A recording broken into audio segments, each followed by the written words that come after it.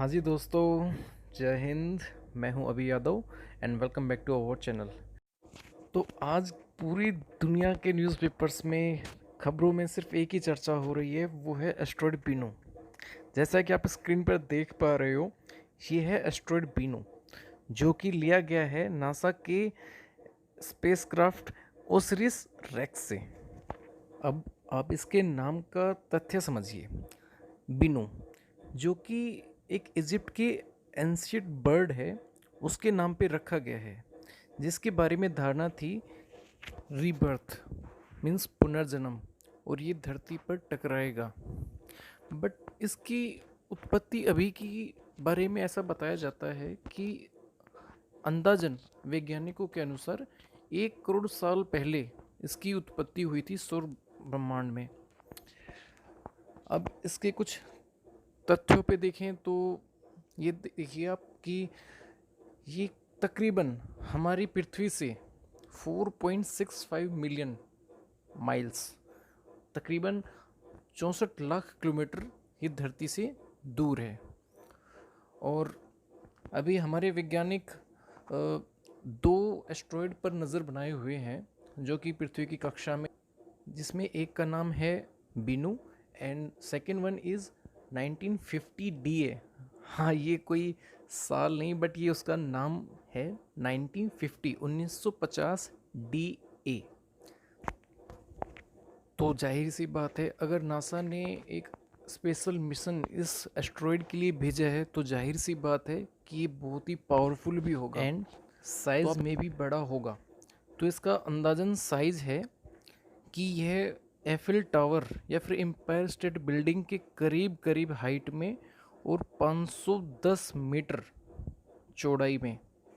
सो आप इससे अंदाज़ा लगा सकते हो कि अगर ये धरती के पास में आया या हमारे वायुमंडल में अगर एंट्री करता है तो कितना ज़्यादा ये तबाही मचा सकता है। तो इससे आप थोड़ा अंदाज़ा लगाइए। और अगर इसके जो मैं पावर की बात कर रहा था कि कितना ये खतरनाक हो सकता है, या फिर आप इसको अगर कंपैरिजन के तौर पे देखना चाहे तो ये अपना 12,000 टन, अब न्यूक्लियर वेपन्स के अराउंड अगर आप देखें तो मैं आपको एक शॉर्ट क्लिप भी दिखाता हूँ कि ये कितना पावरफुल होगा। Пулевой столб, поднимающийся с земли, быстро увеличился в объеме. Через несколько секунд после взрыва диаметр пулевого столба составлял около 10 километров.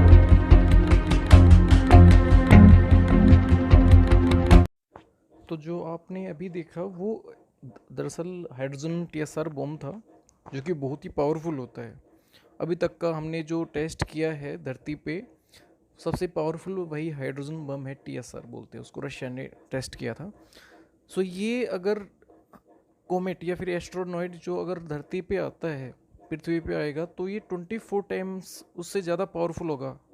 और आप इससे भी अंदाज़ा लगा सकते हैं कि अगर इसने कॉन्टेक्ट में आया धरती के, तो जैसे डायनासोर्स का एक तरह से विलुप्त होना हो गया था, तो आई थिंक मुझे नहीं लगता कि धरती पे कुछ उस हिसाब से रहेगा।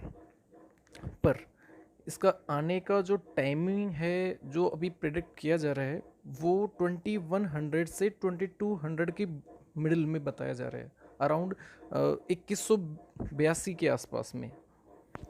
हालांकि इसका इम्पैक्ट ज़्यादा होगा, इसलिए वैज्ञानिकों ने एक मिशन लॉन्च किया ताकि हम पहले से प्रिपेयर हो जाएं कि क्या कुछ हो सकता है, अगर कुछ इसमें पॉसिबिलिटी है क्या। तो एज़ पर साइंटिस्ट के नज़रिए से देखें तो उन्होंने इसके चांसेस लो बताए हैं कि वो टकराएगा धरती पे, पर फिर भी साइंटिस्ट ने इसकी प्रोबेबिलिटी देखते हुए एक सैंपल के तौर पे एक सैंपल कलेक्ट करने के लिए ये मिशन भेजा था, जो कि आज ऊटा, जो कि यूनाइटेड स्टेट में है, वहाँ पे ये लैंड हुआ है पैराशूट के थ्रू। और साइंटिस्ट की टीम ने वहाँ से इसको कलेक्ट कर लिया है। बट अभी इसमें देखने वाली बात यह है कि इसका जो मटेरियल है वो काफ़ी रफ़ है, क्योंकि आप कि ये जो कैप्सूल है ये अगर ब्रह्मांड से, स्पेस से अगर ये धरती की तरफ आए तो इसका कितना तापमान होगा और किस रफ्तार से आएगा, तो इसके मटेरियल को उसी हिसाब से डिज़ाइन और मेड किया गया है।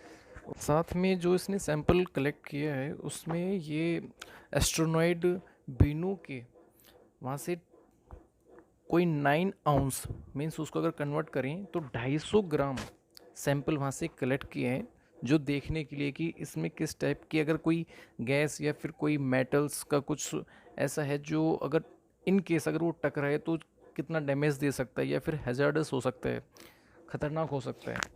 अभी आपको सुन के लगा होगा कि इसमें ओनली 250 ग्राम इसका सैंपल लेने के लिए इतना ज़्यादा क्यों एक्साइटमेंट लेवल है। सो आपकी एक जन इन्फॉर्मेशन की जो आप अभी स्क्रीन पे देख रहे हो, ये एक मून के सैंपल हैं जो 1969 से 1972 उसके बिटवीन में जब अपोलो मिशन गया था नासा की तरफ से, तब उन्होंने तकरीबन 6 टाइम रॉक के सैंपल कलेक्ट किए थे, जो कि अंदाजन 400 केजी के आसपास में सैंपल कलेक्ट हुए थे। सो अगर वहाँ से कंपेयर करें तो ये बहुत कम है, बट वैज्ञानिकों को उन काफ़ी सारी चीज़ों का पता चलेगा।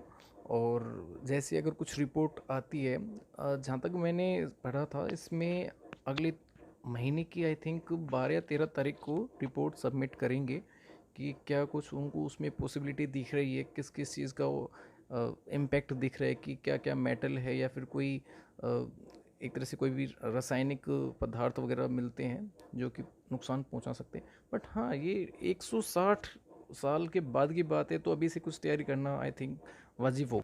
और मैं विश्व की तमाम सभी स्पेस एजेंसियों को धन्यवाद देता हूँ कि जो मानवता के लिए इतना आगे बढ़कर देख रहे हैं, नए एक्सप्लोरेशन किए जा रहे हैं। और अभी हमारे इसरो के चंद्रयान 3 का देख लो आप कि कुछ सैंपल्स वहाँ से कलेक्ट किए हैं, कुछ रिपोर्ट्स भेजी हैं। बट हालांकि अभी उसमें 14 दिन का टाइम और लगेगा, लूनर डेज के तक वेट करना होगा हमें।